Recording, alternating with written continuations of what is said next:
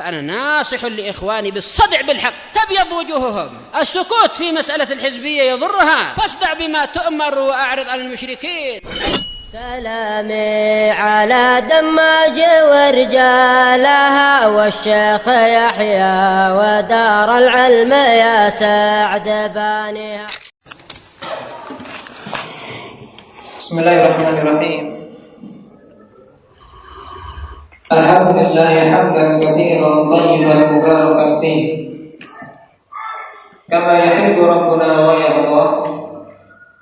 أشهد أن لا إله إلا الله وحده لا شريك له وأشهد أن محمدا عبده ورسوله صلى الله عليه وعلى آله وأصحابه ومن تبعهم بإحسان إلى يوم الدين. أما بعد.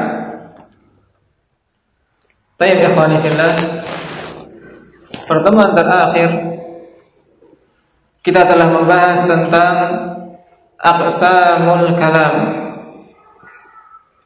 Pengarang mengatakan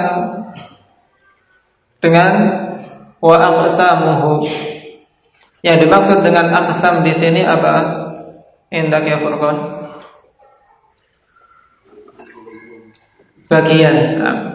Bagian yang menyusun kalam, bukan jenis-jenis yang dimaksud, tapi yang dimaksud dengan aqsamuhu yakni ajza'uhu.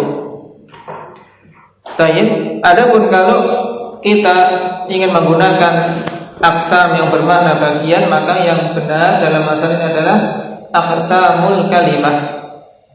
Jenis-jenis kalimah atau jenis-jenis kata dalam bahasa kita. Nah, kata dalam bahasa Arab ada berapa jenis? Indak ya Abu Ja'far. Ada 3. Apa saja? Isim, fi'il, dan huruf. Apa yang dimaksud dengan isim, Husain? Kata benda. Tayyib. Secara ringkasnya adalah kata benda. Adapun secara istilah nahwu, indak ya Abu Ubay. Tayyib, suatu kata yang menunjukkan makna dengan sendirinya dan tidak berhubungan dengan waktu. Ini makna dari isim secara istilah nahwu. Adapun kata yang kedua yaitu fi'il. Apa makna fi'il, Ahmad? Kata yang menunjukkan suatu makna dengan sendirinya dan berhubungan dengan zaman atau dengan waktu. Nah, dari hubungan makna kata ini dengan waktu, fi'il terbagi menjadi berapa, Abu Abdurrahman? Terbagi menjadi 3, yaitu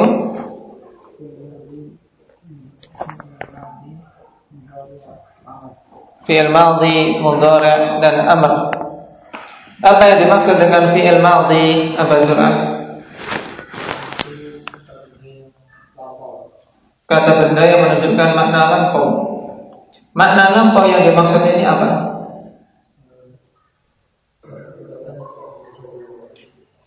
Nah, perbuatan yang telah terjadi sebelum waktu pengucapan. Walaupun bedanya cuma 2 menit, 3 menit, tapi kalau sudah terjadi sebelum waktu pengucapan, ini sudah masuk pada masa lampau menurut istilah nahwu atau yang disebut dengan zaman apa? Zaman madhi. Fi'il jenis yang kedua yaitu apa? Apa Marzuqah? Fi'il mudhari'. Apa makna fi'il mudhari'?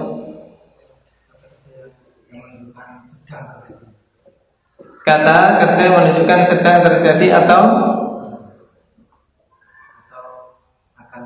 akan terjadi. Baik. Makna sedang atau zaman atau waktu yang menunjukkan sedang ini disebut waktu apa? Apa Mujahid? Yang menunjukkan makna sedang ini waktu apa namanya? zaman hal. Tayyib. Yakni waktu di mana waktu tersebut bersamaan dengan waktu pengucapan. Tayyib. Waktu yang menunjukkan makna akan terjadi ini apa, Sufyan? Mustaqbal. Maksudnya waktu ini kapan? Yaitu setelah waktu pembicaraan. Tayyib. Kemudian fi'il jenis yang ketiga yaitu fi'il apa? Apa Ja'far? Fi'il amr. Tayyib. Apa maknanya?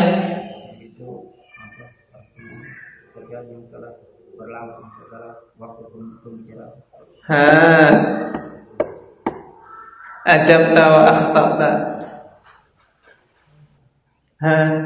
Indak ya Hamzah.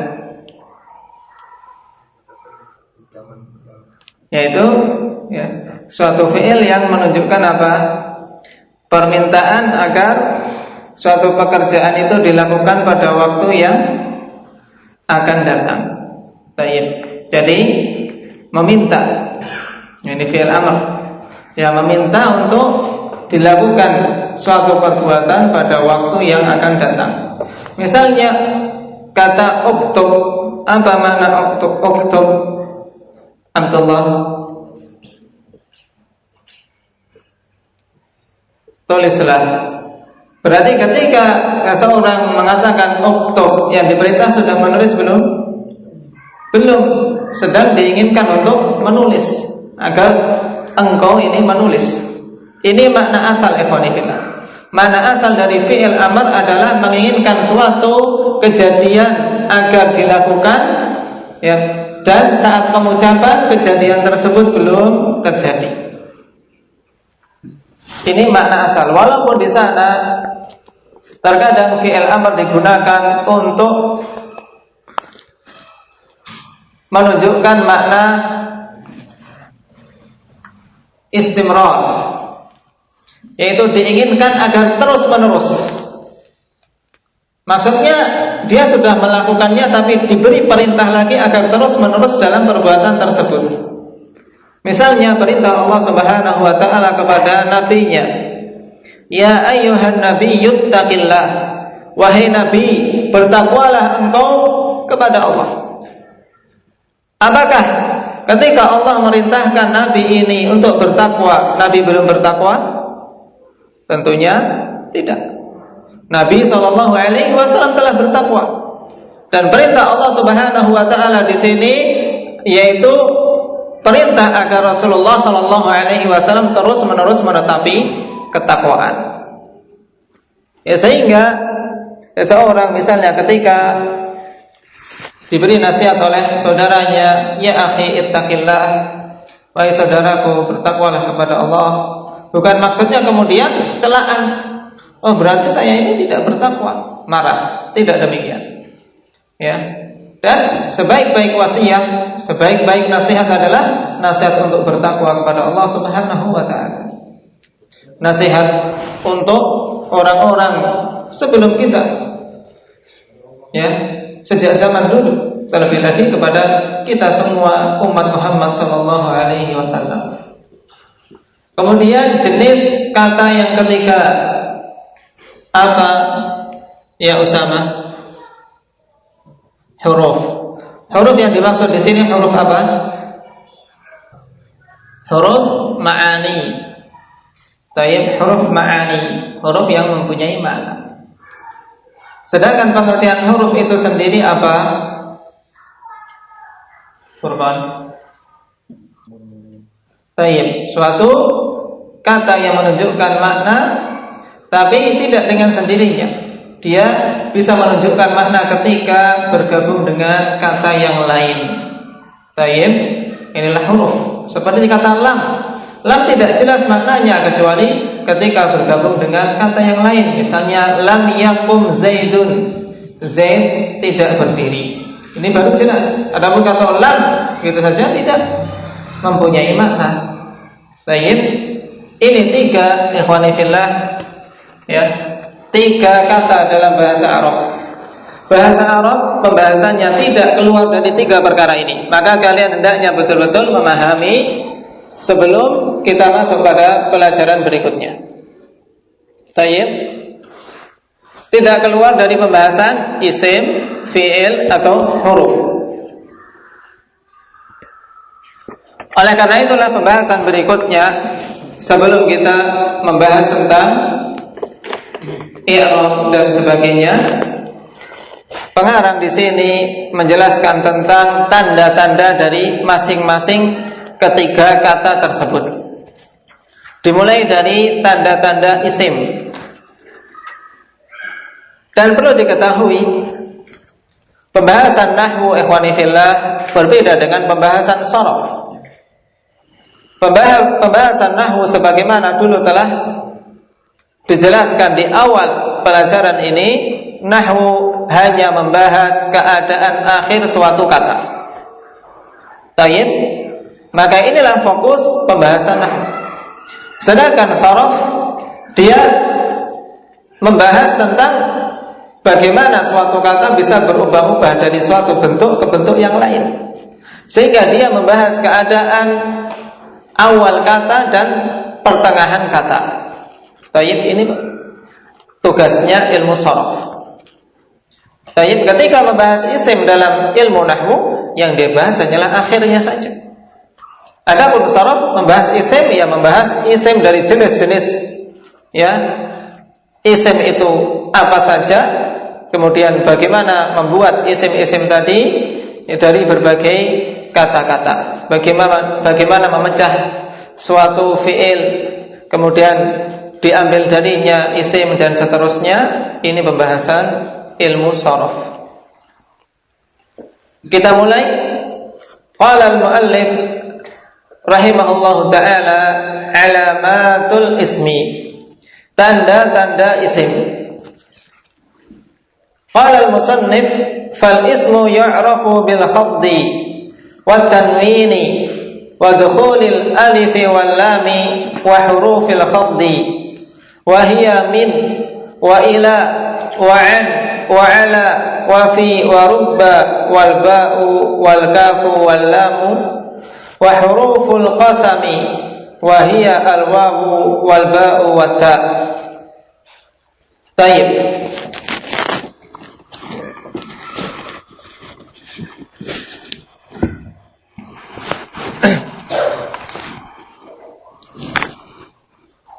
Setelah kita ketahui kata ada 3, sekarang kita butuh mengetahui isim itu tandanya apa saja. Pengarang menyebutkan al-ismu yu'rafu bil khafdi. Ini tanda yang pertama, al-khafd. Yang al-khafd ini maknanya ikhwani fillah yaitu ibarat dari suatu kasrah. Ya, makna khafd yaitu ibarat dari suatu kasrah yang terjadi karena sebab amil. Bukan kasrah yang asli, tapi kasrah yang terjadi karena sebab amil. Inilah yang dimaksud dengan khafd yang merupakan tanda isim. Ya. Kemudian tanwin. Kita semua tahu tanwin.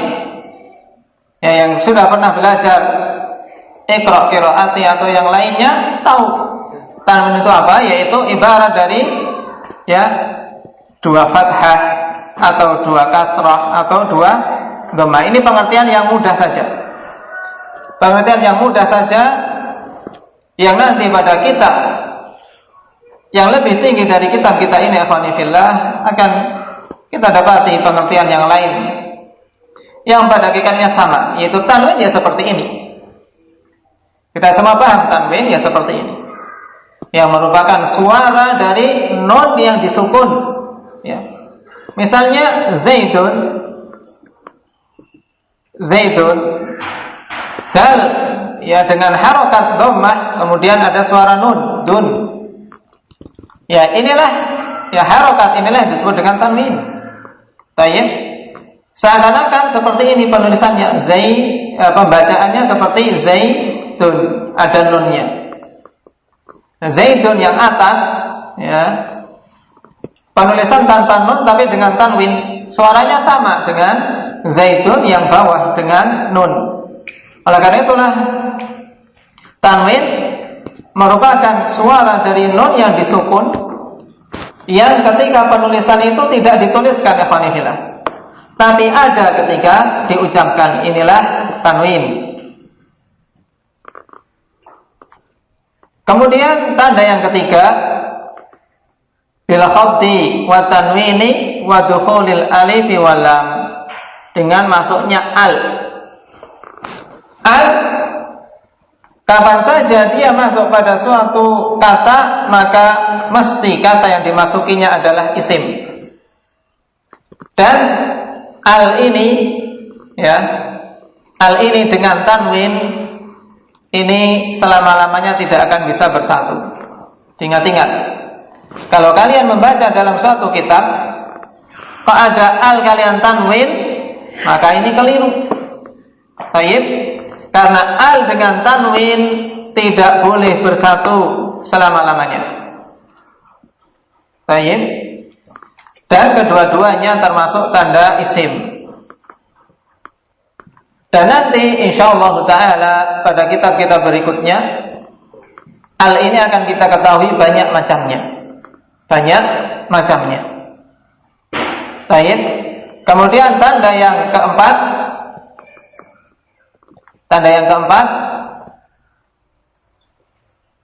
wa huruful qasam wa huruful khafdi. Baik. Masuknya huruf khafat. Di sini al-khafat ikhwanillah, dan di sini huruful khafat. Bedakan. Tanda yang pertama ada al-khafat, yaitu ibarat dari kasrah. Ya, ini kasrah yang terjadi karena amil. Tapi tidak mengharuskan amil ini berupa huruf khafat. Oleh karena itu ada ditegaskan lagi bahwasanya tanda isim diantaranya adalah masuknya huruf khafat atau yang dikenal dengan huruf jar.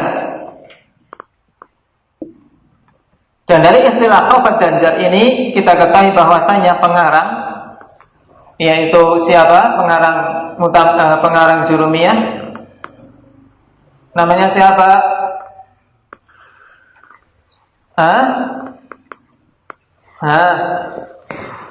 Siapa?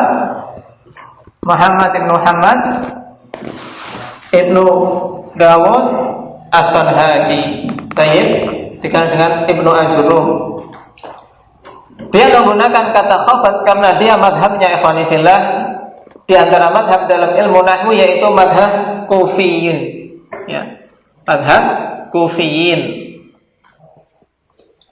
Karena memang dalam ilmu nahwu di sana ada dua madhab besar, ya, dua madhab besar yang banyak berselisih, yaitu madhab Basriyin dan Kufiyin. Ya, Al-Basriyin dan Al-Kufiyin. Dan pengarang Jurumiyah dia lebih condong kepada madhab Kufi. Di antara buktinya dia menggunakan istilah al-khafat, karena al-khafat memang istilah yang digunakan oleh orang-orang Kufah. Tapi huruf khafat nanti akan disebutkan oleh pengarang, yaitu huruf kapan saja dia masuk kepada suatu kata menjadikan dia, ya, dihukumi isim. Kemudian huruf qasam, masuknya huruf qasam.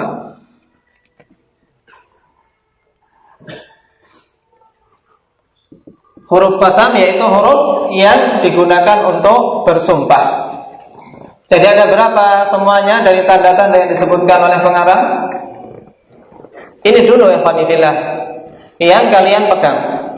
Karena di sana dalam kitab yang lebih tinggi tentunya ada sesuatu yang lain yang sebenarnya lebih inti, ya, lebih jelas dan tegas untuk menunjukkan suatu kata itu isim.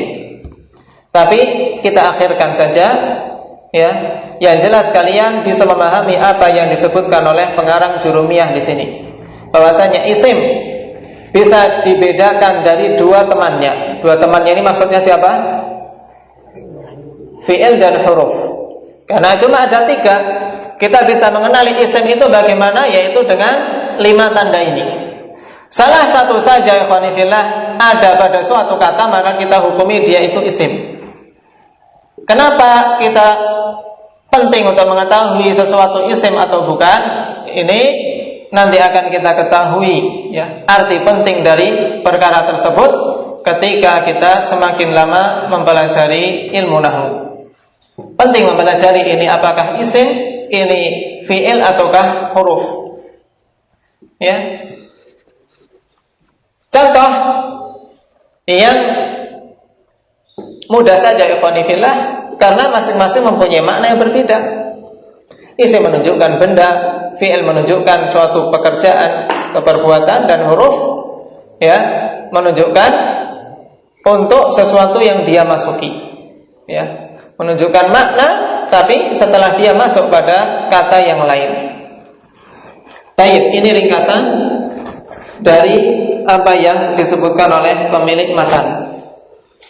Kita baca syarah yang disebutkan oleh musannif.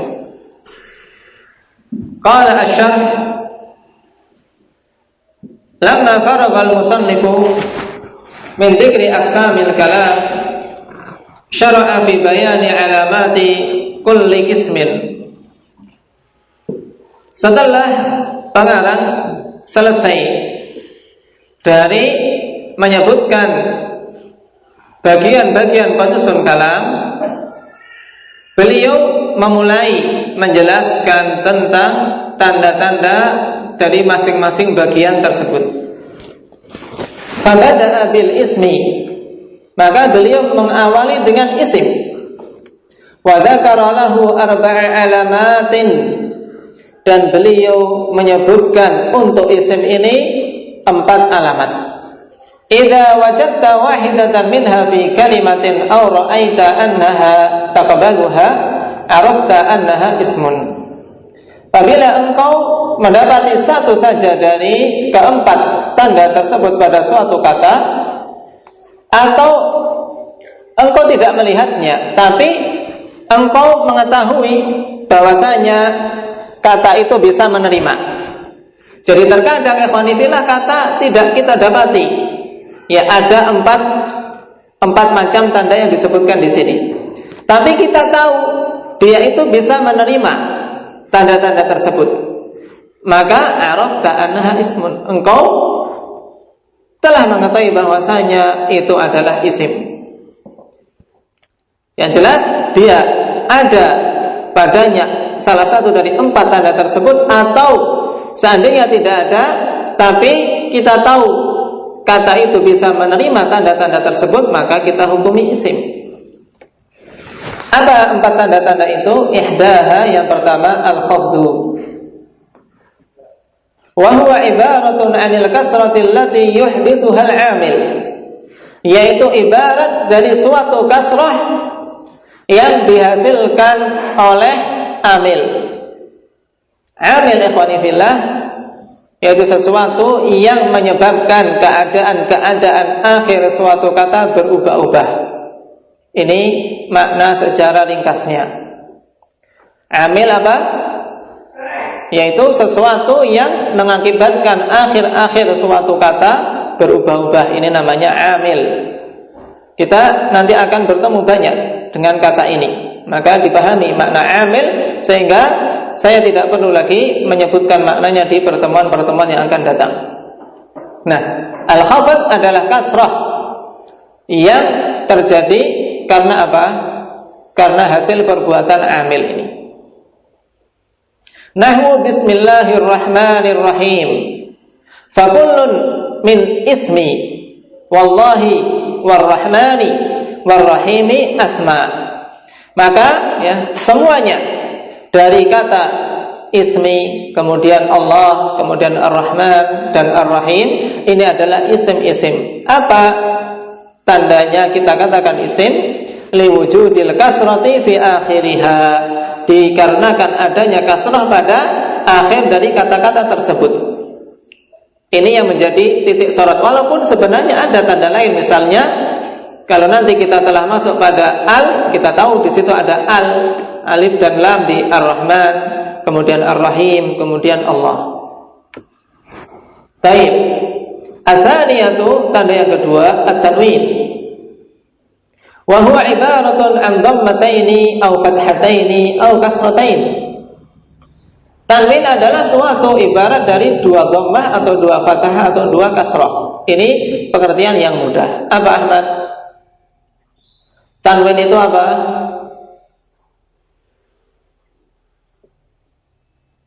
Ibarat dari dua dhammah atau dua fathah atau dua kasrah. Atau tadi telah kita berikan pengertian yang lebih rinci lagi. Apa itu? Wildan.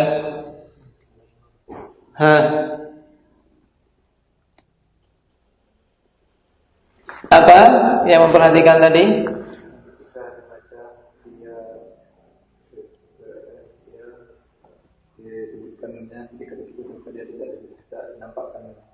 Non sukun, ya, yang ada di akhir suatu kalimat yang tidak nampak dalam penulisan tapi ada dalam pengucapan. Baik. Inilah tanwin. Ini cuma sekedar pengertian, tapi yang jelas kita mengetahui tanwin itu apa, ikhwani fillah. Ya, maka mudahnya di sini pengarang menggunakan pengertian untuk pemula. Ya, tanwin ya dua kasrah atau dua fathah atau dua dhammah. Ini tanwin namanya. Nahu qaulihi ta'ala wujuhun yawma idzin khashi'ah 'amilatun nasibah tasla naran hamiyah tusqa min 'ainin aniyah. Fakullun min wujuh, kata wujuhun, kemudian yauma idzin, wa khashi'atun, wa 'amilatun, wa nasibatun, wa naran, wa hamiyatan, wa 'ainin, wa aniyatin asma. Semua ini adalah isim-isim. Apa tandanya? Liwujudit tanwini fi akhiriha, karena adanya tanwin pada akhir kata tersebut. Tayyib.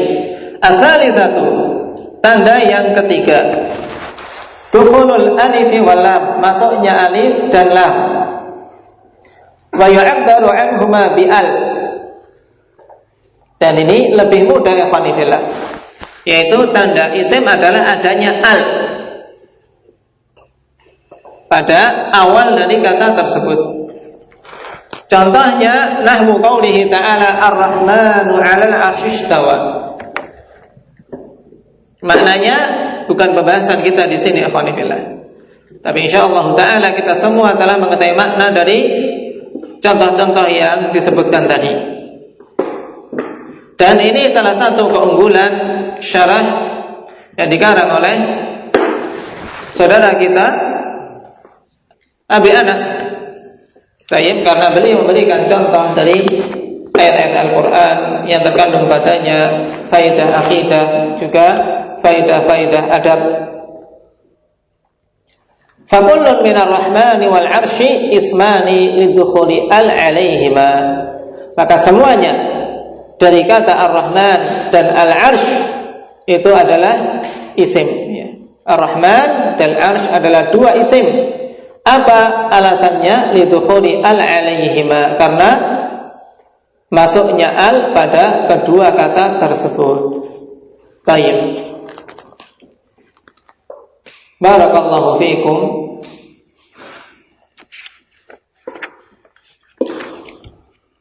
Ini 3 dari 4 tanda yang disebutkan oleh pengarang rahimahullahu ta'ala. Diingat-ingat, dan pembelajaran ini mudah ikhwani fillah, tinggal kita mengingat-ingat saja dan berusaha untuk menerapkannya. Ketika kita melihat ada suatu kata, dicari apakah ada tanda-tanda di antara tanda-tanda yang disebutkan di sini. Oh, berarti kita hukumi isim kalau ada. Kalau tidak, kita sekarang tawakuf dulu karena belum mempelajari tanda-tanda fi'il ataupun huruf. Tayyib. Barakallahu fikum. Naktafi bihadza. Subhanakallahumma bihamdika asyhadu an la ilaha illa anta astaghfiruka wa atubu ilaik.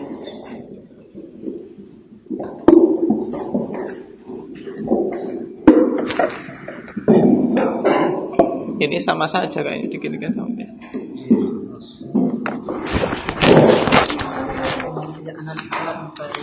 Yang